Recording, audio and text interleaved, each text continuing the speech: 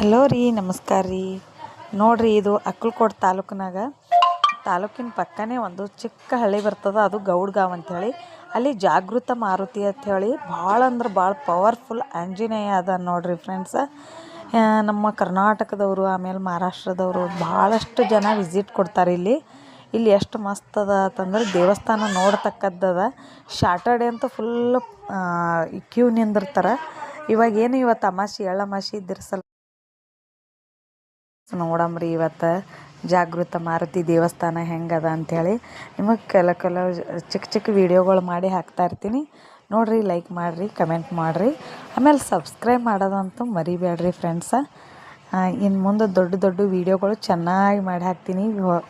ತೋಟದ್ದು, ಹಳ್ಳಿಯು, ಆಮೇಲೆ ಬೇರೆ ಊರದ್ದು ವಿಶೇಷತೆ ಏನದ, ವಿಡಿಯೋದೊಳಗೆ ಯಾವ ಥರ ಕ್ವಾಲಿಟಿ ಅದ ಅನ್ನೋದು ನೋಡಿ ಕಮೆಂಟ್ ಮಾಡಿರಿ.